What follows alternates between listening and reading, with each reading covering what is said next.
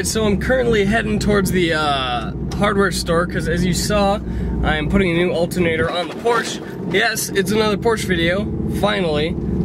Just forever, you know. I don't know, I've just been sort of burnt out on the car a little bit, but I'm ready to get back to work on it and to actually get it driving. So I'm heading to the hardware store because I am putting the grooved pulley, because I bought a new alternator, not a new Subaru alternator. It is a GM one wire.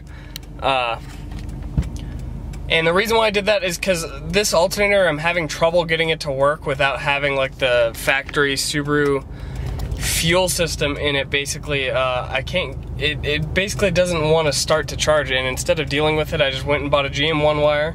Which the difference is, instead of having the big lug that goes, or the big cable that goes to the battery itself, and then the other wires that are like sense wires and stuff, it just has the big wire that goes to the battery and a ground wire, and that's it. And it's done and it works. So I got one of those, pulled the pulleys off. Luckily the pulleys are the same diameter shaft, so the new one just slipped right on.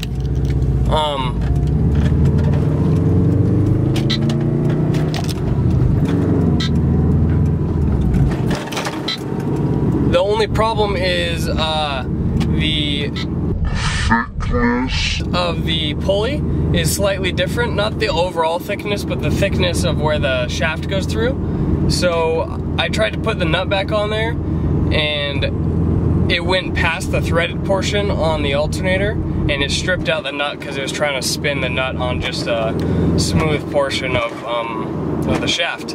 So I gotta go grab another nut as well as some washers to sort of space that pulley out a little bit. I also need some bolts for the belt tensioner to throw on there, and then I need, what else? Possibly some wiring, some like lugs for some wiring.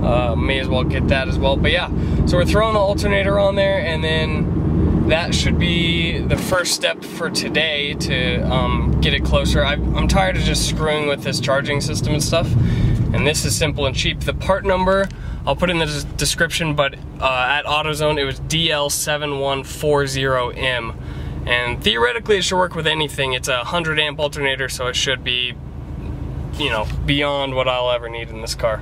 Pulley, First hardware store was sort of a bust. I got a bunch of hardware I needed, everything but the, let's see, the main nut itself. They didn't have any M18x125, so I guess off to but Evernote, off to Home Depot.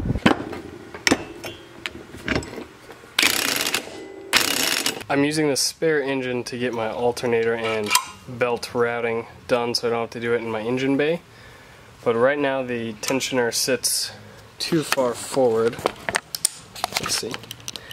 As you can see, it's not in line, so I'm going to take it off and basically shave down this bracket a little bit, because it's got plenty of meat on it to take a little off, and that should get these in line, and we can work on getting the alternator mounted.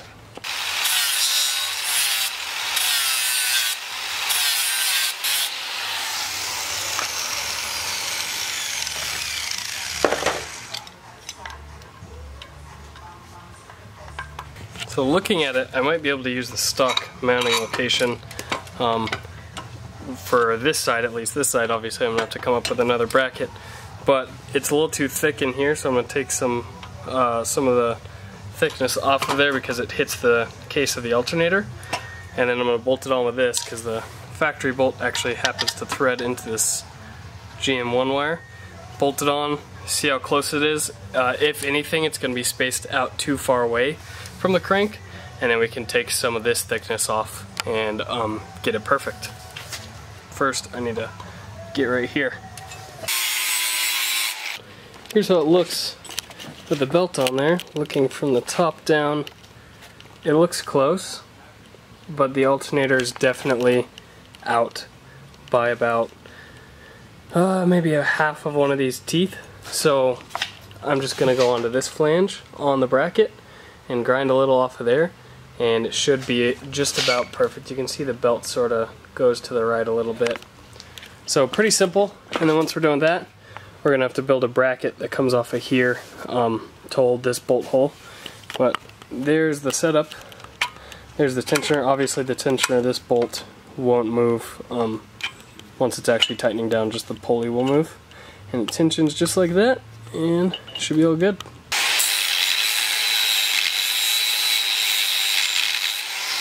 I've got the belt, or the alternator rather, right where I want it, nice and straight.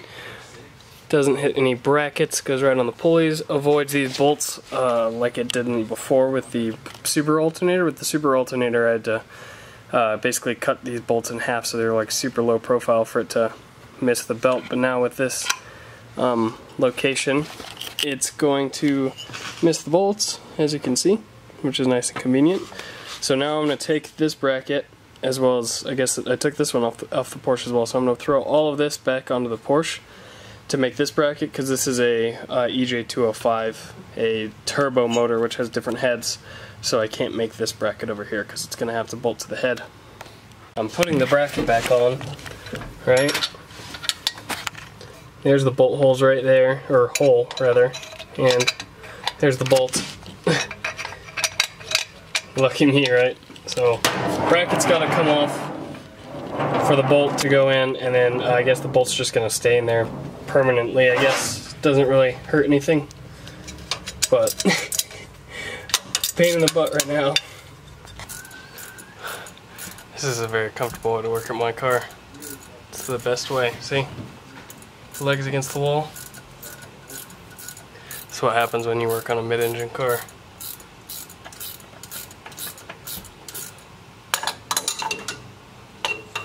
It's been so long, I always forget that I always work on the engine. The trunk off. Okay, so I don't know how the hell this worked out, but the bracket for the Subaru alternator, a little dark in here, but this bracket is going to work for this alternator. I'll just have to run a bolt through it.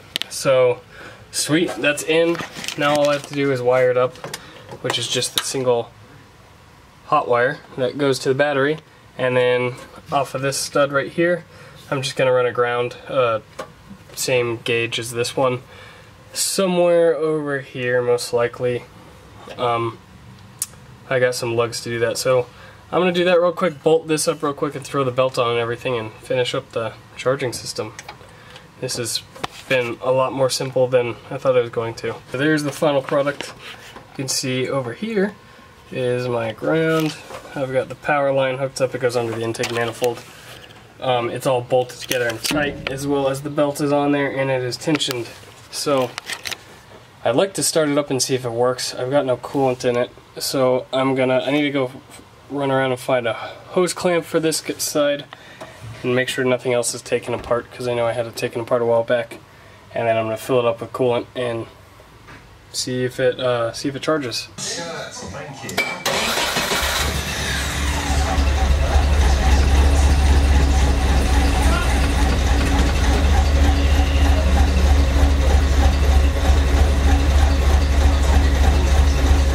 Now I want to work on the cooling system a little bit. Now I have a little issue with the cooling system in that it's really hard to fill. So let me show you. Got the radiator up front, and as you can see the hoses go down underneath the car. They run all the way underneath the car. And then one of the hoses connects to the lower port on the engine, but the other one has to come all the way up here. And because of that, there's no way to fill up the engine. So you fill up via the radiator cap, and it basically fills up the hoses to here, and that's it, because it can't, you know, defy gravity. So at one point my idea was to create a little fill port here. You can see this brass plug, and that was a mistake. Just a mistake. Just because it's not convenient enough to fill, it's not super easy to fill. So I'm just going to close that off with some RTV, tighten it down, make sure it just doesn't leak anymore. But here's my idea. So I was watching it's not really my idea, it is Chris's from B is for Build. So everyone stop the video right now, go to his channel, spam him, tell him thank you, because he didn't give me this idea directly, but he was just working on his 2JZ BRZ, and that's what gave me this idea, because he sort of did the same thing. So parts stores carry this thing, which is like a flush and fill kit for a radiator. It's $3.99, so it's dirt cheap. And it comes with these 3 different sizes, They're made so that you can cut a heater hose in half, put them on either side, you know, connect the heater hose with this in between, and then hook up a hose to it and flush out your coolant system. But they're made to be left on there after you flush it so they can hold up to the pressure of a cooling system. So what I'm going to do, since the car does not have a heater, is I have 2 heater outlets right there.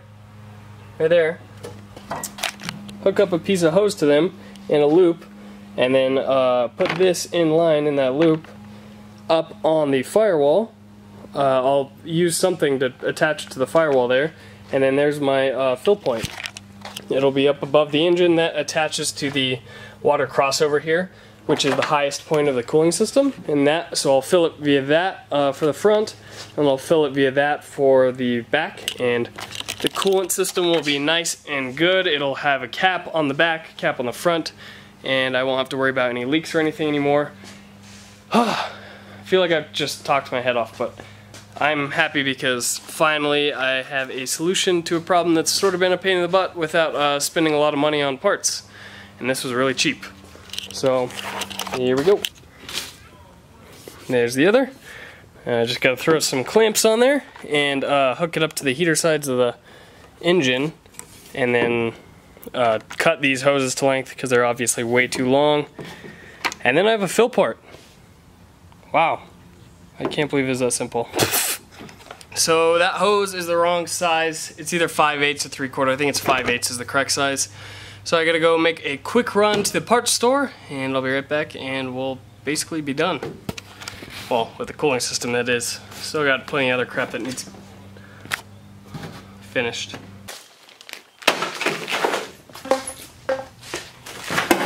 Got me some hose. And it's actually the right size this time. Hopefully. Super simple. You can see it hooks up to the heater outlets down here, and then it curves up, and I gotta take these wide curves so it doesn't kink, but it goes right there, so it's right at the top of the engine bay. Clears the deck lid with plenty of space, and it's nice and high so I can fill up, and bubbles will come out and it'll bleed the cooling system. So now I can actually just, I can fill the cooling system, check it for leaks. I need to remember I need to go throw a clamp on that hose over there, and I'm going to check all the clamps before I do this all. But then I can start it and see if I can recall any other issues with it.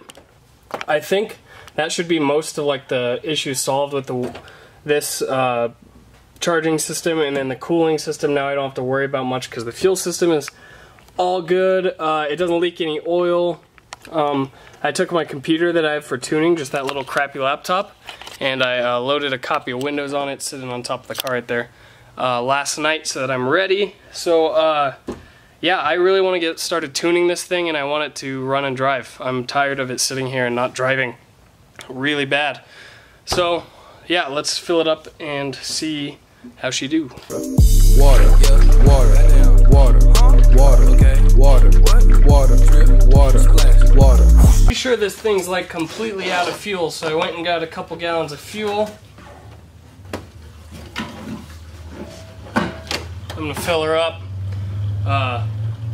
at least just so that I'm not pulling any air in the fuel line, so I can eliminate that as a issue during tuning, just because, you know, no reason to fight variables when you can just eliminate them. How many of you guys have seen these new gas cans where they have the valve, you know, so the fuel doesn't evaporate over time? Do you guys hate them as much as I do? I don't even think you can buy the, I think the EPA outlawed this style gas can, the old school one that's just open. These ones you end up spilling more than would evaporate out of those ones. That's the problem. So it's running, not super well, mind you, but now that I've got it all set up and idling, I can check the timing to make sure the timing on the engine actually matches the timing on the ECU. I put the timing cover on this car a while back in a video a while back, and finally now I can actually check it. So let me pull out my timing gun and we'll see what it's at. Okay, so I got it dialed in. It's only a couple degrees off, and I played with the air fuel VE table, the volumetric efficiency table, and I got it to idle okay. It's sitting just barely lean at idle, which is perfect. But I also got it to be able to rev now, which is awesome.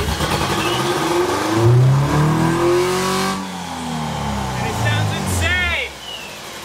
So that's all I've got for today. That's gonna be it. Because it is smoky in here because it's running so rich.